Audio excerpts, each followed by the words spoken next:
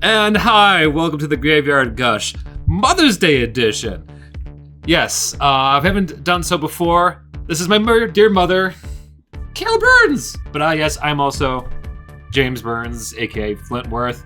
If you don't know that already, I'm not sure how you've found my channel otherwise.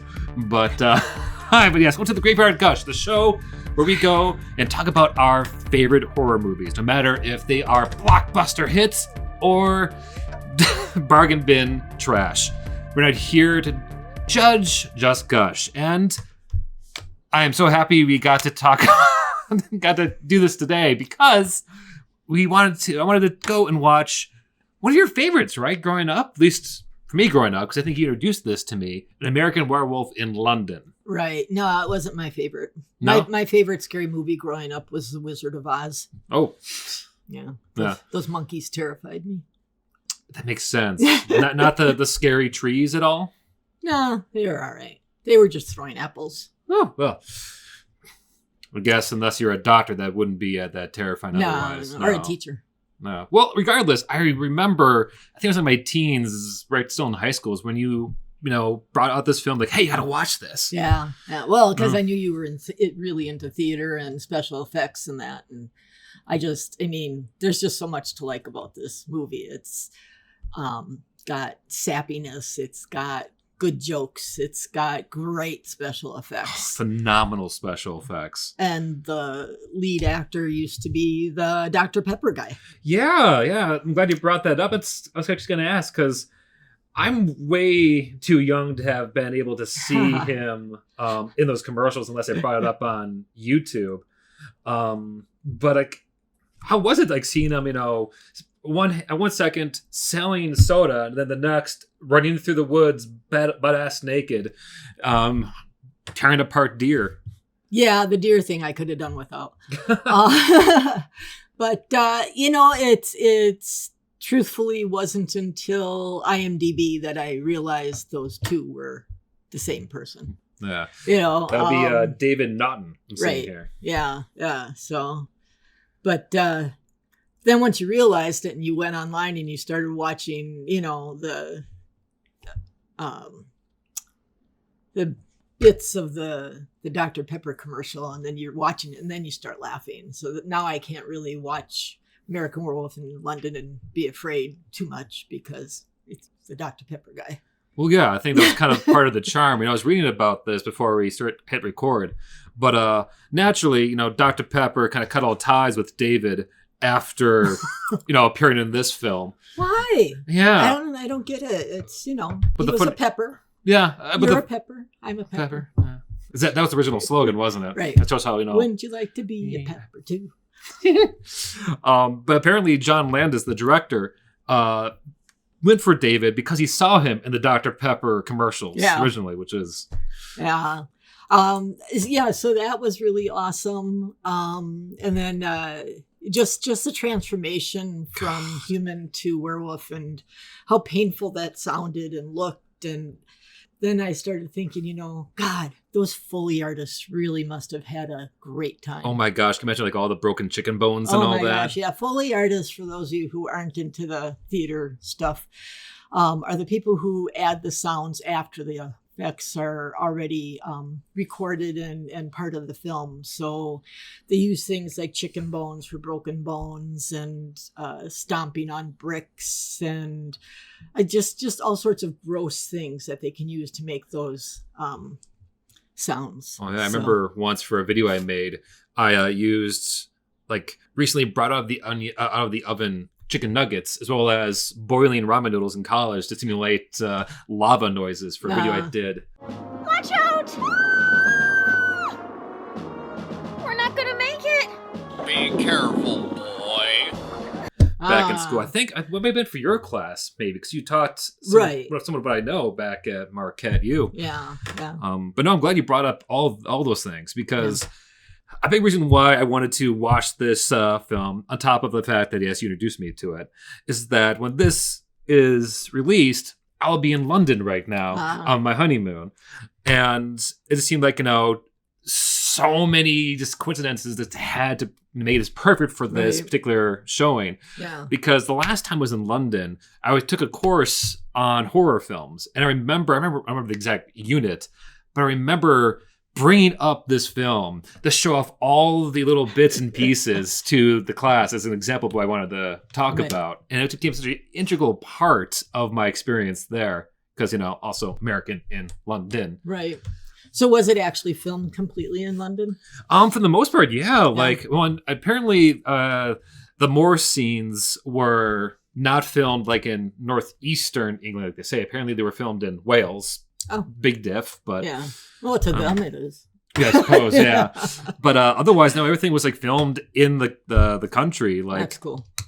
In Twickenham Studios. Funny you mentioned it up. Is that why you brought it up? Was it a nice segue? Sure. Yeah. But yeah, Twickenham is where I studied, and they were I'm not sure if it's still there, but yeah, they mentioned in the credits that a lot of this, I'm assuming the lot scenes were filmed there. Yeah. But otherwise, it looked like it was on location. Like they go to Trafalgar Square, they go to Piccadilly Circus, which apparently got the okay from Landis by showing off the Blues Brothers to the cops. That's right. Yeah. So Landis did the Blues Brothers, and he did Animal House. What else? Yeah, let's find out. That's but you can really tell because he's got a lot of that tongue in cheek, Yeah, let's see. Easter egg kind of thing. Let's see. He did Animal House. We did Blues Brothers, Trading Places. Apparently did a segment for the Twilight Zone movie.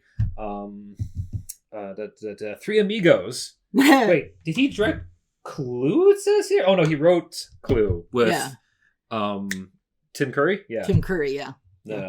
But yeah, so I mean, and then if you watch, you can see like a lot of his tipping his hat off to different American things, like the Mickey Mouse and Donald Duck, like you said, was on the... Was it Donald Duck or... Well, Donald Duck was on the mantle of the fireplace inside the nurse's home. We saw Minnie Mouse on top of the TV. Right. Yeah. Well, and Mickey Mouse watched him change. Yeah. Yeah. Hi, David. Yeah. Yeah. So let's talk about Jack for a second. Jack. I mean, oh my God, Jack, his friend. That was great makeup. Who was the makeup artist for this? Do you have that in there? I'm gonna look at it here now, but it was Griffin Dunne who played Jack Goodman, the Meatloaf character. But let's see if which was funny that they use Meatloaf and Rocky Horror actually has Meatloaf. And then they eat Meatloaf in Rocky Horror. Yum, yum. I know that when he's changing into the werewolf and you see the bubbles in his back, those are actually done by the people on the side, the stagehands blowing up balloons underneath the latex on his back so that it gave the effect that it was moving. I know they also one of the shots where you see like his like stomach sinking in to his chest. They did a classic where they put his real body through a hole in the floor and had like the animatronics above. So you see like his legs bouncing around. Yeah. That's actually puppet. But everything like from the chest up. I wonder if Frank Oz had anything to do with the puppetry in that part. Man, I wouldn't be surprised. Yeah, I mean, he has a fun cameo. Yeah, he does. Yeah. Which is, I think we were all joking because we just got done watching it with my dad and Jade, just like how it's hard to take him seriously because you just hear Fozzie or Miss Piggy. Right, yeah. If you close your eyes while he's talking, Fozzie Bear definitely sneaks in there a couple of times. Mr. Kessler. Yeah. Yeah, but anyway, so getting back to Jack, the very first time you see him, he's got, I think you pointed out, the little bit of skin hanging off his side. Yeah, and it's cool because as he's talking, it's just normally there, which makes you kind of want to go, you got something. Yeah, just real quick. Picking a little bit off of you. Good, and then you see him slowly decay as the time goes on. He decays pretty fast, which only leads me to believe he was not embalmed because embalming fluid actually keeps you longer. Yeah, well, I mean, at that point, like his spirit. Yeah, no, he was decaying. That wasn't his spirit. That was him. Remember, he was the Walking Dead. Yeah, I think it was like he was like a ghost or something. Yeah. But you're right. Let's see. I'm gonna find who did the special effects because they deserve to be mentioned. But they weren't zombies. They were walking undead. Rick Baker. Okay, he's famous. He's done other horror movies, Rick Baker. Yeah, let's see here. Like, good Lord, look at that. It's like the filmography. Yeah. Okay. first one that kind of How the Grinch Stole Christmas. Okay, it makes sense. The whole, I'm assuming, Jim Carrey makeup, Right. that makes a whole lot of sense. Escape from L.A., The Frighteners, Didn't he do something like The Gremlins. Yeah, Gremlins. That's what I was thinking of. Well, that Gremlins. makes sense. He also did Captain EO. Yeah, Captain EO. Yeah. Some of recent work was like Rings, Maleficent.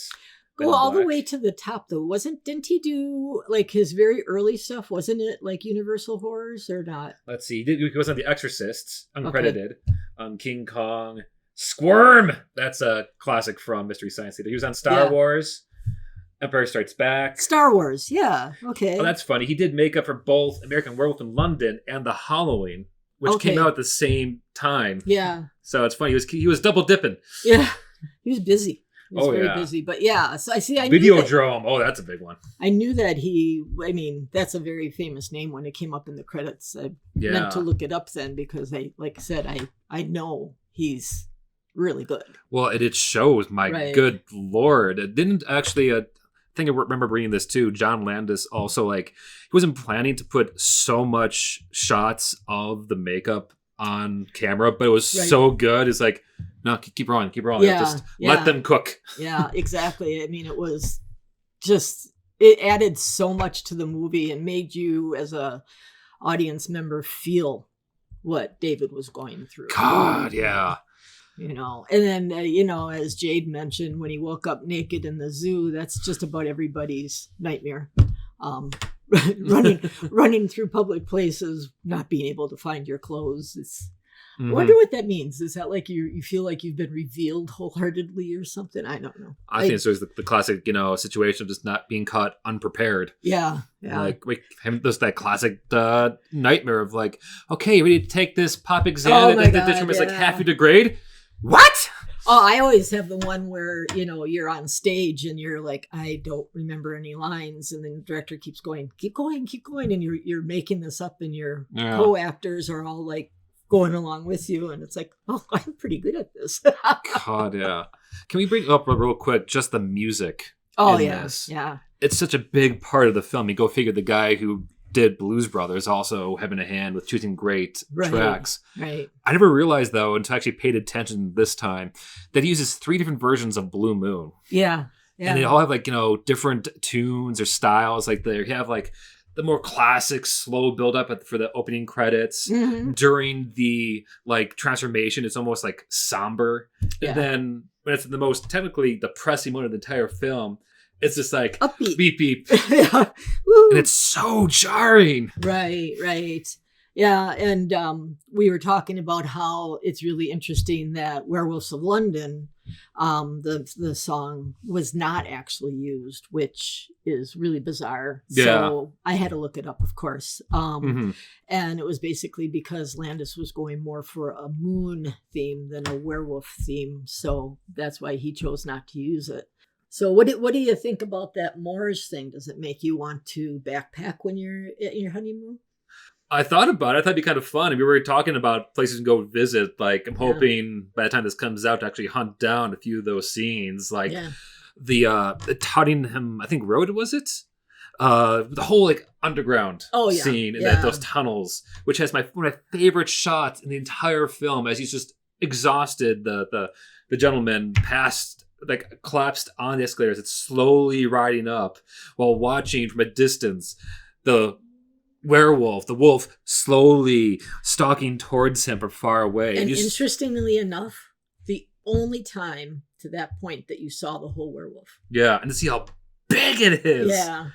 It just creeps me out because it's just so quiet. It just lets the scene tell the story. Right. Lyra's not a fan of that werewolf, just so you know. No, the first time she saw the movie, she sat and barked at the television. If you need B-roll of that, just ask Dan. Yeah. He's got it. So, but here's poor she didn't Lyra. The dogs didn't like the thunderstorms either. No, they did not. They were scampering. Yeah. Sky booms, not good. No, not good. No. We'll tell them the next time we watch a movie, no sky booms. Okay? Yeah, totally. Yeah. But so what about the part of the nurse who peeked? The You mean peeked at David's Yep. dick Yep. to find out he's Jewish? Yeah. Yeah. And then what did you find out? That it was true. I didn't realize it before, but like there's a flashback scene of him and his family right before the Nazi werewolves pop out, which I always thought was kind of random. Mhm. But you actually see a menorah in the family, living room. Mhm. So okay, that makes sense. Like the nightmare. Okay, well, I don't need to spell out the symbolism there, Yeah. Right. but it makes sense why his nightmares would put all that together. Right. Yeah. Right. I always thought it was like, oh, that's random Nazi werewolves. Okay, whatever. Yeah. Nope. Not very Yeah. justified. Very, Yeah. very justified. Right. Right. And it's the one time that you see his whole family together, and then they're all torn apart. So if you want to really do a foreshadowing thing, how they must have felt when they found out that David was no longer with them, but also responsible for all of these murders. Yeah. So, like, how do you even explain that? Especially with all the eyewitnesses of Big Wolf running through London. Right. Yeah. I mean, it wasn't like anybody could deny the fact that it was a wolf. And then, why can't I remember the name of the woman, his love interest? The nurse? Yeah, Diane? No. No, Dan, you're thinking of Alex Price? Nurse Alex Price, played Alex. by Jenny Agutter. Yeah. Yeah. So Alex, actually must have seen him transform, because 1 second he was looking at her. As a wolf. Yeah.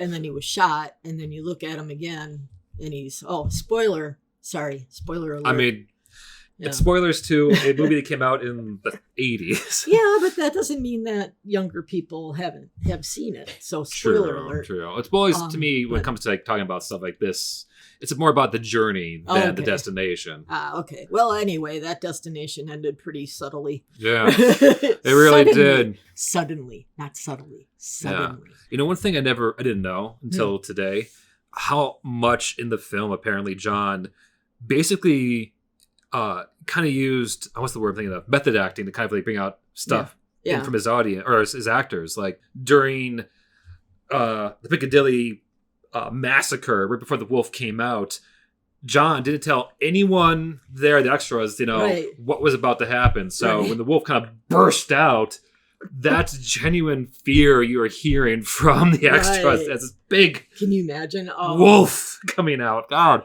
Yeah. Well, I mean, I've seen this movie I don't know how many times, and it still makes me jump when Jack is in the bathroom with him. He turns the mirror and he's there. And that classic trope. He just boop. Yeah. Yeah. I mean, it's going to happen because there's no other reason for them to be, in the bathroom, but for goes and shuts a post-coitus piss. Yeah, exactly. So you can't say things like that in front of your mother. Oh, sorry. Yeah. It's Mother's Day after all. But yeah. Direction and script. I wonder what you got your thing, your computer, yeah. That fancy thingy majig over there. Did it say what the beginning budget was? Was this like one of those movies where, the studios and everybody were behind it because Landis had done such great things with Animal House? So I'm wondering if they were goodness. So the budget for this was under $6 million. Yeah. Guess how much it made? 100 million. I don't know. It grossed $30 million at the box office in the United States and $62 million worldwide. Wow. So it made a good 100%. Yeah. Or 10% its original budget. Yeah. Yeah. So I consider that a success.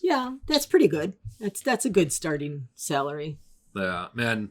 It obviously didn't go for actors because none of those actors were really big names. Yeah, at least you have the Dr. Pepper guy. You got the nurse was just a bit actress in British soap operas. I mean, I swear I've seen her somewhere else before. The Men There in Mask, Walk About the Railway Children. Was this something else beyond that? I think those are all British. She was in Child's Play too. That's right. She plays. Well, yeah, but that was after she did this. Yeah, she plays the mother in that one. Yeah, it's a fun one. Yeah, but right. So I mean, they were all unknown actors. I think that is a big part of John Landis's success because a lot of his shows are that way. They're not big names until after the fact. Yeah. You know, because if you think about Animal House, Kevin Bacon was in that. And, well, of course, John Belushi, but that was written around him. Oh, God, yeah. He basically is the foundation of that film. Right, yeah. Do you remember when you came to visit me in London, how I actually tracked down a slaughtered lamb sign? It wasn't actually a pub, unfortunately.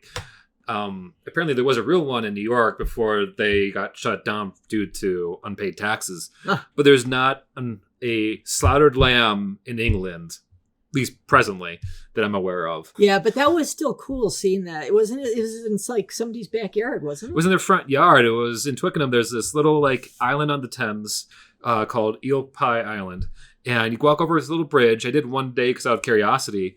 And there was this house that was filled with bric-a-brac, including a sign that said the Love Shack, as well as the slaughtered lamb. Yeah, I remember that. And I'm awfully curious to see 13 years later if they're still there. Yeah, you'll have to take a picture with that. Because it was such a wild sight to see. Yeah, right? So one big thing, I'd like to kind of wrap up every episode here is, it's an important question. Okay. And it actually, I'm glad that you're here because I can tell people at home that it was inspired by us seeing the movies back when I was growing up. Yeah. What was your favorite part? My favorite part. I still think my favorite part is Jack in the porn movie, introducing David to all of his latest victims and the fiance being all happy and glittery, even though she's dead, the blood on her teeth and stuff. You could electrocute yourself. Yeah. Giving him ideas on how to kill himself. Yes. Yeah, I think that was my favorite part. For me, it is probably the back and forth between David and Jack right before the attack. Because it feels, it can't have been written. That feels so improvised and so believable, their banter of just like, we're the moon and stick to the road. Oops. Yeah. It's just so like, I don't know what it is. I'm not sure if he's scared or just trying to be funny, but it's just so innocent. Yeah. And them trying to make light of a clearly freaky, scary situation. Maybe a bit of a cop-out saying, I like the whole opening, but it just is wonderful because, as I mentioned before, the gut punch of this film, it's like a roller coaster. They build more ha-has, more levity. Then when the horror hits, it feels like so goddamn fresh out of left field, even though you know it's coming. And I love that it kind of goes back and forth throughout the entire film. But that one moment sets up the rest for me. Yeah. The one thing we didn't, either of us, talk about was the naked scene in the zoo. He really was naked and he was really running through a zoo with people who were there for the day. So aside from having the coat set there for him to grab, the person sitting there next to the coat had no idea what was going to fly past him. Fly, God. Not just balloons there. Yeah, right. It's a little pepper too. Yeah. So, I mean, you would have thought that would have been my favorite part. I liked that part because it was hilarious and uncomfortable, but... Mommy, a naked American stole my balloons. Well, Ma, thank you so much for coming on to the show. And thank you all for here for hanging out with us and hearing us out talking about American Werewolf in London, a family classic here. Make sure you have plenty of popcorn when you run out. So, Is there anything you want to get a shout out? Because you are also a licensed travel agent, travel advisor. Yes, I'm not an agent. I'm an advisor. I advise people. Go to London, call me. I'll get you good. I'll check down the description below for actually her stuff. Because, she actually planned my honeymoon and all the women board in London.